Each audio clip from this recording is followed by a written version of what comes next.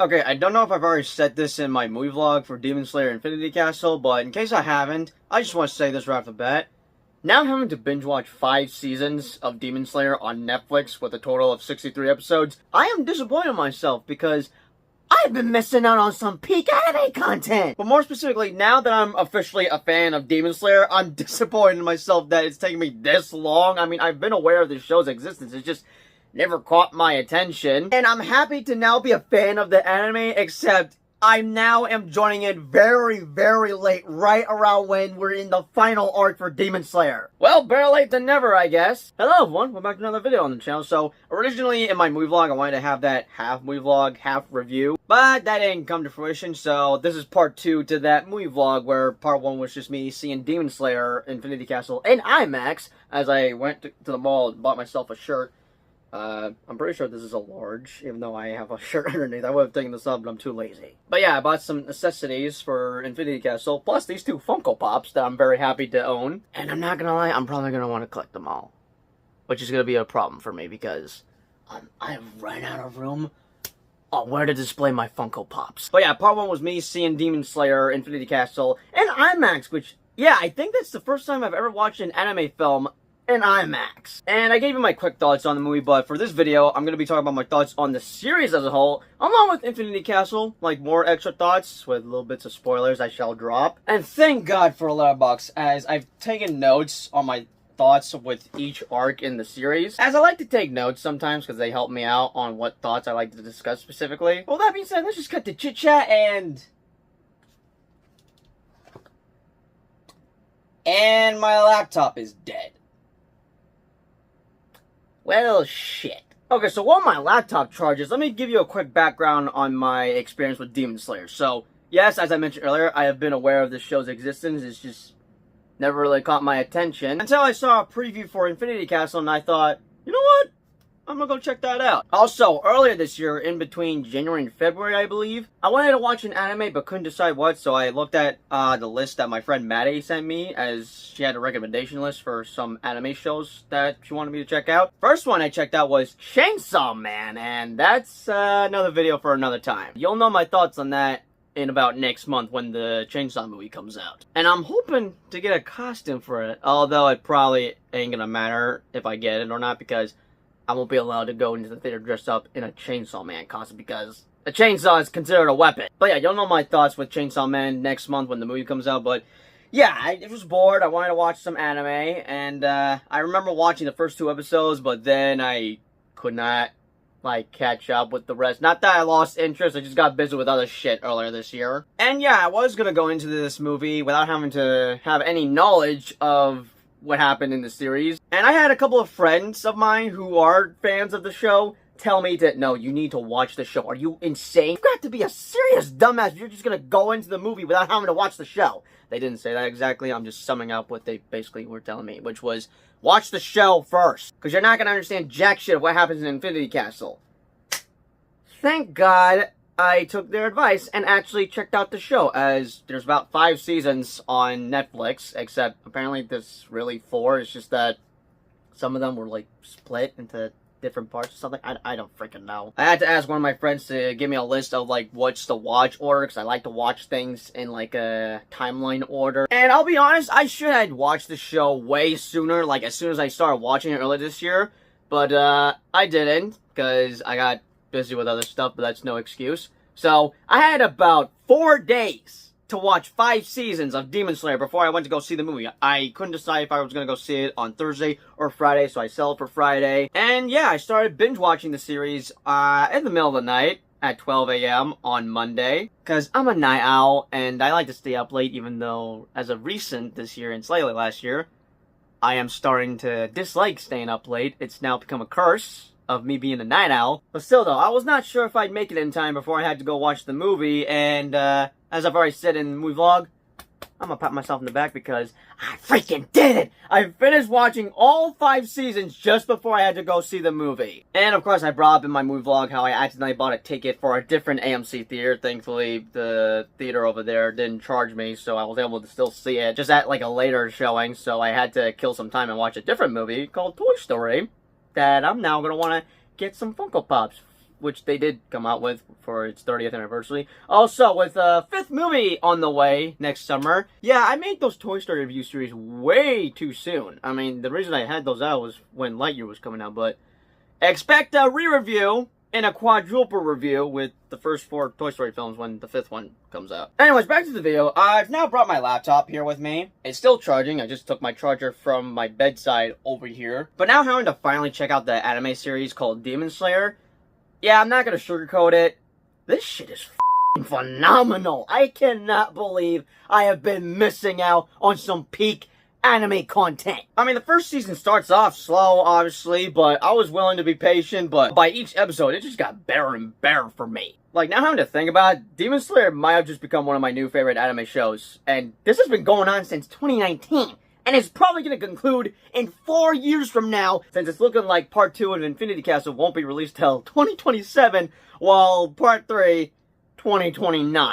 Therefore, this show has been going on for a good decade now. But damn, 2 more years. Oh, I can't wait that long. But we'll talk about my thoughts with Infinity Castle later. Let's talk about my thoughts with each arc that we've gone from Season 1 to 5, or 4, either way. I'm just going to call it Season 5 since there's 5 seasons on Netflix. So as I mentioned earlier, I had watched the first 2 episodes of Demon Slayer a few months back, but once I got back into it in preparation for Infinity Castle, I was surprised with the show, as I enjoyed the animation style and loved the music that they have for the show.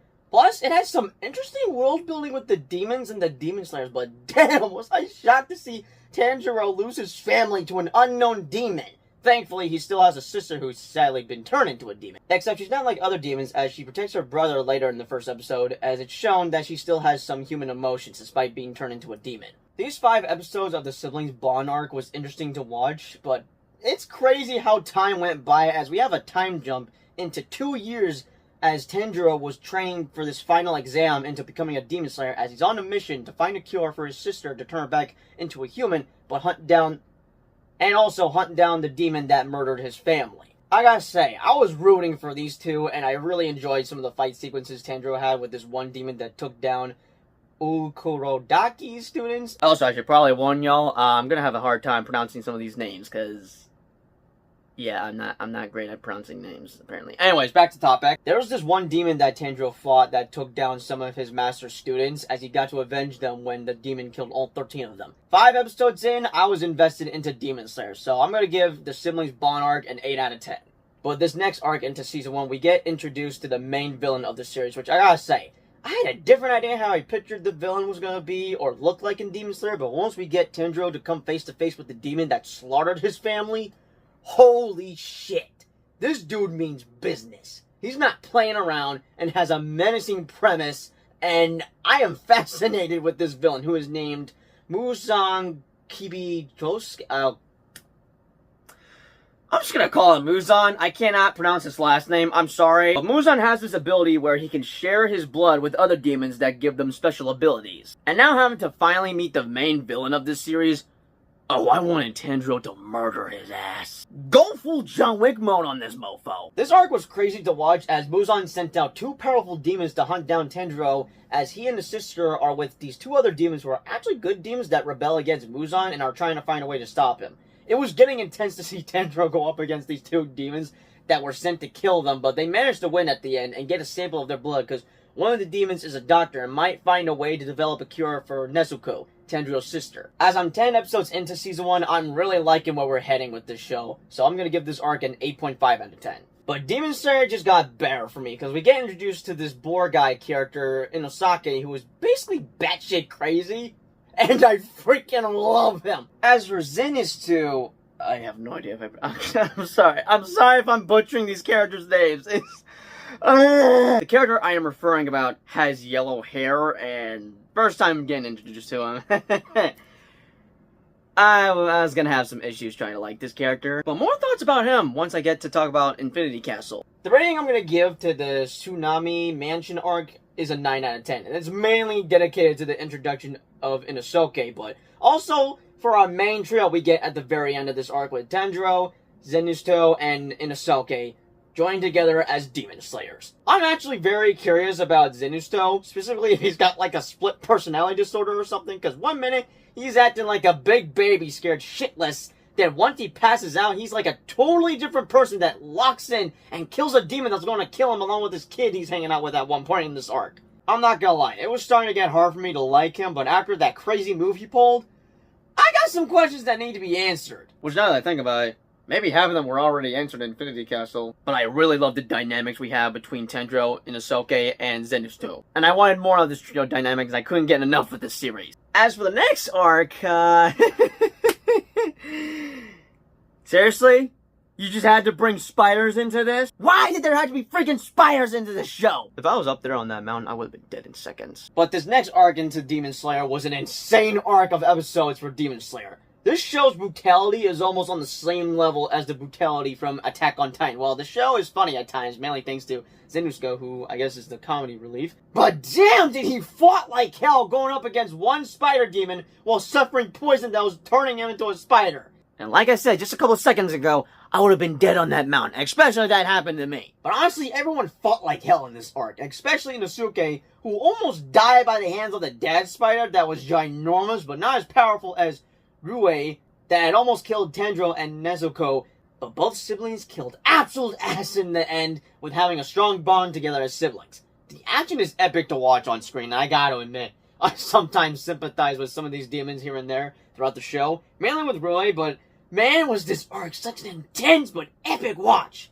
9.5 out of 10. And that would be a thing that would happen throughout the show, where I would sympathize with some of these demons. Now, I would start to hate them at first, but by the very end, I would then be like, damn. Oh, now I'm feeling bad for them. But I don't sympathize with every single demon. There's 2 demons in mind that I absolutely hated in the specific arc that I'm going to get to later in a sec. But coming up to the last arc for Season 1, which would be the Hashira meeting arc. Hey, I pronounced Hashira correctly! Season 1 of Demon Slayer was not bad. Pretty solid season overall, covering 5 different arcs in 26 episodes, but man am I ready for the next arc, which would be the Mugen Train arc. This last arc was kind of slow for me, but we get introduced to the Hashira, who are powerful Demon Slayers. For this entire arc, we just rest up a bit and have these characters heal up, because they nearly lost their lives in the last arc, but mainly got their asses kicked. But I'm loving this series, and I'm only 1 season in, 4 left to go. The show just got better for me, but this arc, we just took a breather from the crazy battle we had in the last arc, but first couple of episodes were crazy to watch, as Nezuko had to prove to the Demon Slayers that she wouldn't harm a human being as a demon, since Tanjiro was in trial for breaking the rules by traveling with a demon. But I liked how Tanjiro's master had put a spell or some sort on Nezuko that prevents her from harming humans, but instead protect them. The spell has her picture everybody else as her family members, so she thinks she's protecting her family, when really she's protecting other people from harm. She hasn't killed one human yet, but she hasn't tasted human blood, as demons need to feed on human blood, but with Nezuko, all she's gotta do is take a long-ass nap, and she's good to go. It's crazy that she was asleep for 2 whole freaking years while her brother was working his ass off training to be a demon slayer. Anyways, Nezuko managed to prove herself she wouldn't harm a human being.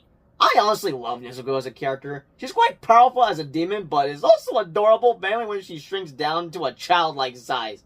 Absolutely adorable. Also, damn, what the hell do you mean these guys are kids? Specifically the main trio with Tanjiro, Inosuke, and Zenitsu. Oh my god, I'm just gonna call him Zen. I'm sorry, I suck at pronouncing names. But for this arc, is an 8 out of 10, while this season, I'll give it a solid 8.5 out of 10. Now for the Mugen Train arc, which, I cannot believe I got spoiled about this without having to realize it till we got to a certain moment later in the show, which, okay, I probably should have put a spoiler warning if you've not seen the show. Which, if you've not seen the show, stop watching this video, go to Netflix, because all 5 seasons of Demon Slayer are streaming on Netflix, and binge watch the whole thing. And once you get to the last episode of the show, head to the theater and watch Infinity Castle. Trust me. I'm doing you a favor, just telling you this. Plus, I'm talking spoilers for Demon Slayer, and y'all do not want to be missing out on some peak anime content. But then again, most y'all probably already seen Demon Slayer, as I'm a newcomer into the show.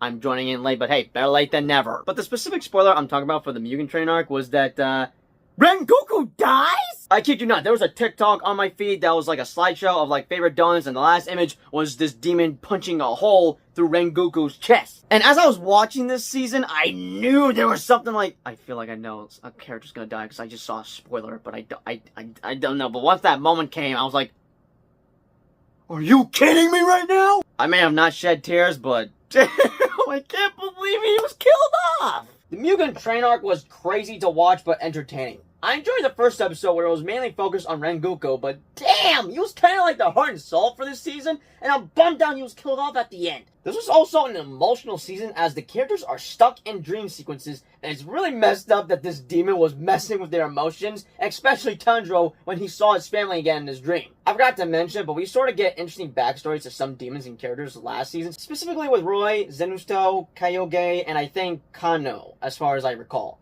And we get one for Rengoku, as this whole season was mainly focused with him. At least 75% or 25%, I don't know. But I give Season 2 an 8.5 out of 10. I had fun with it, but man, Rengoku went out with a bang trying to take down an upper-level demon called Akaza. 2 seasons down, 3 to go, with 30 episodes left in total. Okay, I seriously need to learn how to pronounce these characters' names, because I'm gonna go insane having to butcher them every single time for this video. But in my movie vlog, I haven't mentioned which season was my favorite, which would be Season 3, and that would be the Entertainment District arc, because holy f***, that was entertaining as hell! Each season just got better and better for me as I continued to binge watch Demon Slayer from last week. The Entertainment District arc was the most insane, batshit crazy season I have seen so far in the series. Last few episodes were insane to watch, but boy was I entertained. I don't know where to begin, but oh my god, this is fantastic. But holy shit, Tengen is one lucky dude. Specifically how he has 3 freaking wives? Which I'll agree with Zen.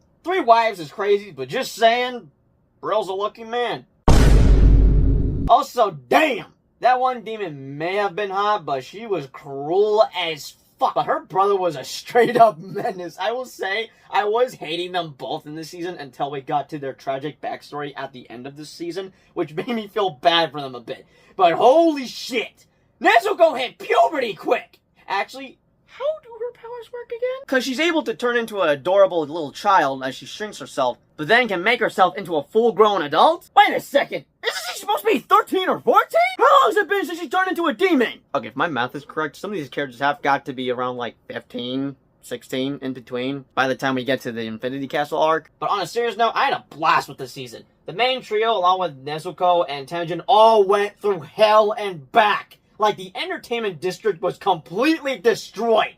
This was some of the most insane action I've seen for an anime series. But they all kicked some serious ass, especially my favorite trio. I am honestly speechless and have no words other than that I'm loving this show even more. I've clearly been missing out. 10 out of 10. I absolutely loved Inosuke in the season, and Zen is really starting to grow on me as I continue on with the series. But Tanjiro and Nezuko have got to be one of the most badass siblings I've ever seen on screen. I love them both. I love these kids so much. Moving on to the Swordsmith Village arc. First couple of episodes were sort of slow for me, but things started to get crazy once the upper-ranked demons have infiltrated the village as they attack the villagers along with the demon slayers. This would be those 2 demons I was talking about earlier that I absolutely despised of. Also, I got questions regarding to Demon Upper Rank 1, cause I do not know the lore. I've not read the manga, but he looks exactly like Tanjiro. Is he a relative or something? Because at first I thought he was like a dad or an uncle, but he might be a great-granddad or something. The lore just continues to be intriguing for me. Although I do miss Zenusto and Inosuke already, as we have Tanjiro and Nezuko hang out with these 2 other Hashira demon slayers, Tokito and Missouri. But we get introduced to 2 upper-ranked demons that are OP as hell, and are demons I absolutely despise of.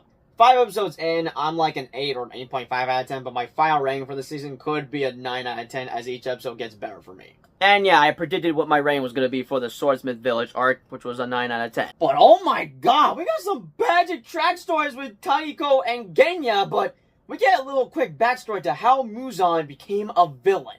He's been such a fascinating but threatening villain for me in this series. It's crazy that these kids are in the ages of 15 to 19 and are battling demons that are kicking their asses. They have been through hell and back. But holy crap, the last 3 or 4 episodes were intense to watch, especially the very end where Nezuko is able to withstand the sun. As demons can't handle being in sunlight. Once they're in sunlight, they burn within 2 seconds. But since Muzan has figured out that Nezuko is able to be in the sunlight, it's bad news for everybody, because now he's going to want to consume her just to be able to stand in the sunlight.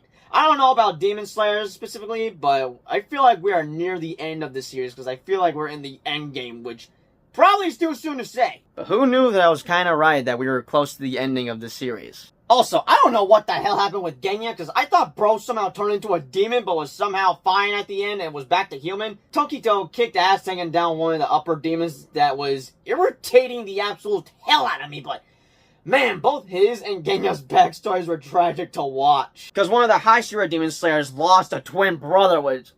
Oh my god, this is a dark series. I almost can't handle it. As for Genya, he lost all of his siblings, and he and his older brother were like the only survivors left because their mother had sadly turned into a demon who had slaughtered all the... Oh, his backstories are tragic! But with how Season 4 ended, I really enjoyed this season, so 9 out of 10, and now that I'm 4 seasons down, 1 to go with 8 episodes left, and I'm all caught up with Infinity Castle. Now we entered the Hashira training arc, which is my least favorite season. Now, it's not bad, but I just felt underwhelmed with it overall. As we're basically just chilling these last 8 episodes, and I honestly wish we had got a lot more screen time with Nezuko, as she's barely in this season. There's some enjoyable moments here and there, but overall, I just was underwhelmed with this 5th season. Maybe this is the calm before the storm, as I'm about to be caught up with Infinity Castle, so 7 or 7.5 out of 10. But boy, was I not prepared for that last episode, cause holy shit!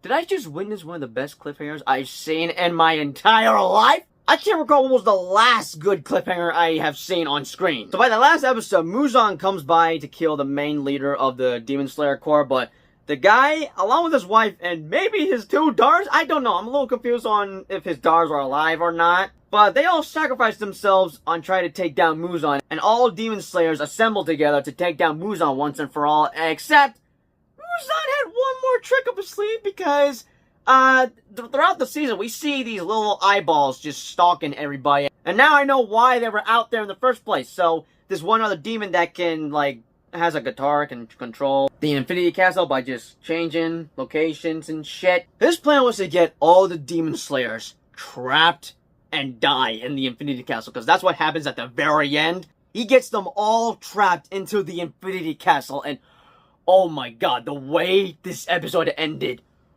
I could watch that shit on a loop. That was freaking insane, but awesome at the same time? Which, holy crap, I cannot believe y'all had to wait an entire year just to see a continuation of that cliffhanger. Thankfully, I only had to wait a couple of hours because I was finally caught up for Infinity Castle. Now that I'm caught up with everyone, I now have to wait 2 years until we get part 2. And then 2 years again for part 3. But seriously though, that episode saved this season for me, and it's probably one of my favorite I've seen from this show. And even though I looked up on Google that the Hashira training arc wasn't the final season, it technically is, as that last episode was a setup for the Infinity Castle arc, which is being split into 3 movies in the form of a trilogy. But those last couple of minutes had me hyped up and excited to see Infinity Castle, because for someone that was just gonna go see this movie, because, okay, this looks cool, I'm gonna go check this out. After having to binge watch 5 seasons in a week, I was officially a fan, and that last episode got me pumped for Infinity Castle, but at the same time, I knew that, oh, that's gonna leave off in the cliffhanger, knowing that this is apparently being split into 3 parts. But now having to be caught up with everyone, something tells me that I'm in for something special, something truly epic with this conclusion, because man, this feels like a huge event that I am so glad to be part of, and that is watching Infinity Castle in theaters, but in IMAX format. Now, the way this movie had ended, it's not as crazy as the last season's cliffhanger, but still ends off in a cliffhanger. But man, it sucks now I have to wait 2 years for part 2, but once part 2 hits theaters, I'm showing up to the theater in costume, because I was feeling left out that I saw a bunch of cosplayers there, but those were longtime Demon Slayer fans. I'm now just joining in, so I'm super late to the party, but hey, again, better late than never. Most movies that are part 1 would mainly be setups, but that's not the case with Infinity Castle part 1. Sure, it does tease of what's to come in the next 2 movies, and even though I've just witnessed peak cinema with the fights, apparently I have seen nothing yet, as I've just gotten a taste of how big and grand and insane this final arc is for Demon Slayer. But we pick up right where we left off in the last season's cliffhanger, as we don't have recap sessions, as most anime films would do sometimes.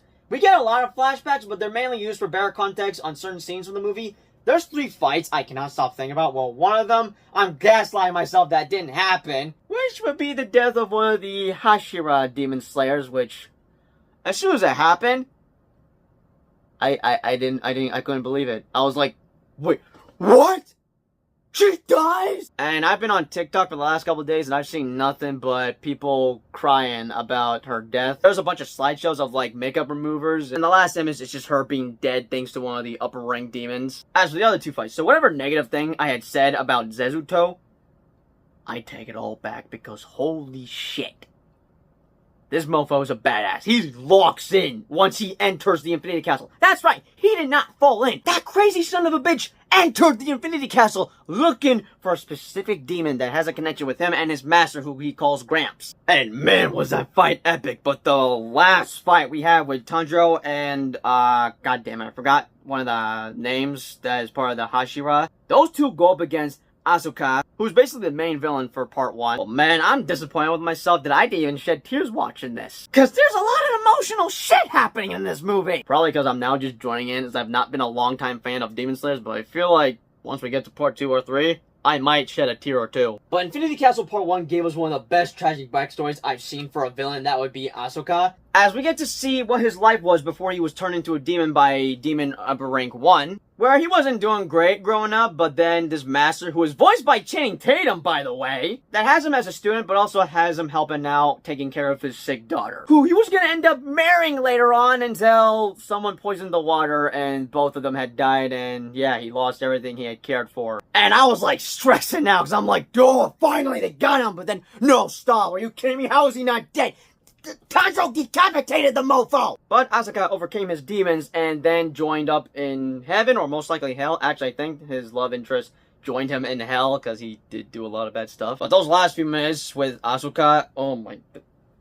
absolute cinema. This movie was awesome, man. This whole Demon Slayer series is awesome. This final arc of Demon Slayer is crazy and insane. This is starting to be on the same level as Infinity War and Endgame, and I am so here for it. I need part 2 and 3 right freaking now, because I'm mostly an impatient person. I may be patient, but I'm not. And after what I just witnessed, I need those next 2 movies right now. Because there's no way in hell I am waiting 4 years just to see this be concluded in such an epic, badass way. You know what, I'm going to quote Tai Lung from Kung Fu Panda, as the final battle between Tanjiro and Muzan shall be legendary! But the 2-year wait, which honestly is a 4-year wait when you think about it, is gonna be absolute torture. And I'm probably gonna get that same feeling once I see Avatar 3 in theaters, because we won't be getting Avatar 4 till 2029. Now, I would give this a 10 out of 10, but it's getting a 9 out of 10 for me. As I've already said in my movie vlog, that I'm gonna save the 9.5 out of 10 for part 2, while the 10 out of 10 is going to part 3. And I gotta say, we might have a banger trilogy in our hands with the Infinity Castle arc for Demon Slayer. But with that being said, those are just my thoughts with the series as a whole, which if I had to rate this series, oh, that's a 10 out of 10. Best anime series I have seen. As for the movie, oh, I know I'm late to the party now being a fan of Demon Slayer, but hey, yes, I joined in just in the nick of time because